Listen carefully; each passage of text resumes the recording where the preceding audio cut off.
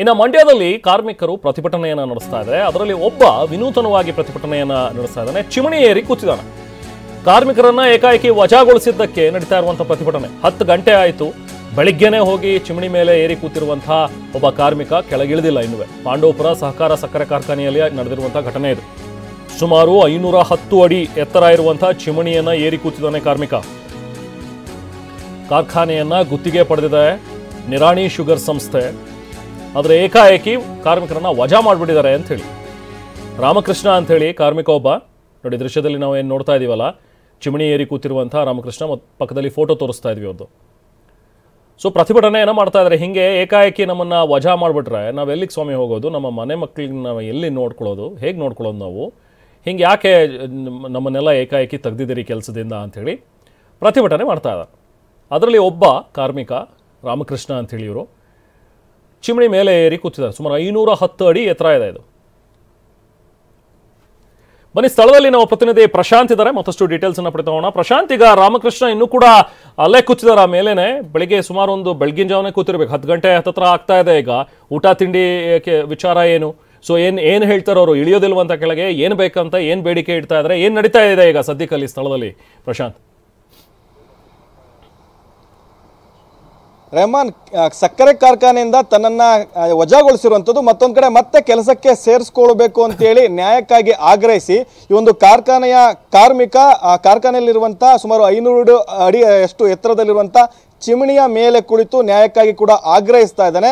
ಬೆಳಗ್ಗೆ 4 ಗಂಟೆ ಜಾವಕ್ಕೆ ಹತ್ತಿರುವಂಥದ್ದು. ಇದುವರೆಗೂ ಕೂಡ ಮಧ್ಯಾಹ್ನ 3 ಗಂಟೆ ಆದರೂ ಕೂಡ ಆ ಒಂದು ಚಿಮಣಿಯಿಂದ ಕೂಡ ಇಳಿದಿಲ್ಲ.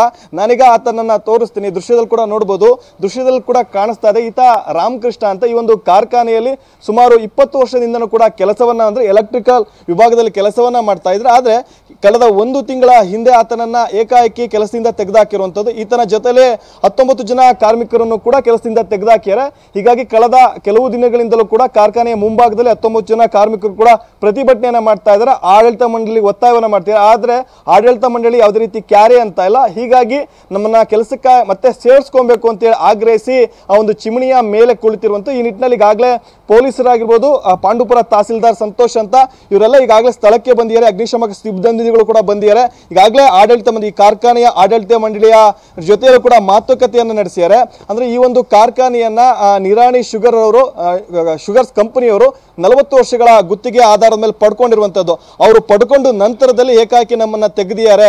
ಈ ಜೊತೆಗೆ ಇದಿಷ್ಟು ಕಾರ್ಮಿಕರು ಕೆಲಸದಿಂದ ತೆಗೆದ ನಂತರದಲ್ಲಿ ಕೋರ್ಟ್ ಮೊರೆ ಹೋಗಿದ್ರು ಕೂಡ ಕೋರ್ಟ್ ಅಲ್ಲಿ ಈಗಾಗಲೇ ಇವರಂತೆ ಆದೇಶವನ್ನಾಗಿರೋದು. ಒಂದ್ ಕಡೆ VRS ಕೊಡಬೇಕು, ಇಲ್ಲ ಅಂದ್ರೆ ಅವ್ರನ್ನೆಲ್ಲನೂ ಕೂಡ ಕೆಲಸಕ್ಕೆ ಸೇರಿಸ್ಕೊಳ್ಬೇಕು ಅಂತ. ಈಗ 19 ಜನ ಏನು ವಜಾ ಆಗಿದ್ದಾರೆ, ಅವರೆಲ್ಲ ಕೂಡ ಡೈಲಿ ವೇಜಸ್ ಅಲ್ಲಿ ವರ್ಕ್ ಅನ್ನ ಮಾಡ್ತಾ ಇದ್ರು. ಆದ್ರೆ ಕಾರ್ಖಾನೆ ಆಡಳಿತ ಮಂಡಳಿ ಯಾವುದೇ ರೀತಿಯ ನೋಟಿಸ್ ಅನ್ನು ಕೂಡ ಕೊಟ್ಟಿಲ್ಲ.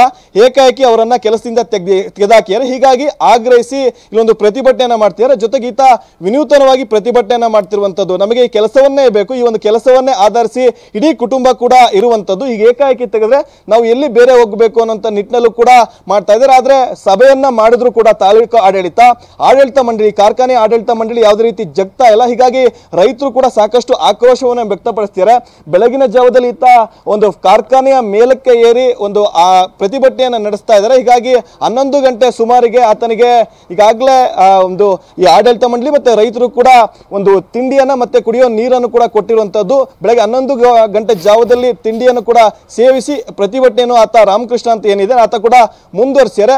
ಆತನನ್ನ ಕೆಳಗಿಳಿಸುವಂತ ಮನವೊಲಿಸುವಂತ ಪ್ರಯತ್ನವನ್ನ ತಾಲೂಕು ಆಡಳಿತ, ಪೊಲೀಸರು ಮತ್ತೆ ಇತರೆ ಸಿಬ್ಬಂದಿಗಳು ಮಾಡ್ತಾ ಇದ್ರು ಕೂಡ ಯಾವುದಕ್ಕೂ ಕೂಡ ಜಗ್ಗದೆ ನನಗೆ ನ್ಯಾಯ ಬೇಕು ಅಂತ ಹೇಳಿ ಇದುವರೆಗೂ ಕೂಡ ಚಿಮಣಿಯ ಮೇಲೆ ಕುಳಿತು ಕೂಡ ಪ್ರತಿಭಟನೆಯನ್ನ ಮುಂದುವರಿಸಿರುವಂತದ್ದು. Rehman, okay, thank you Prashant.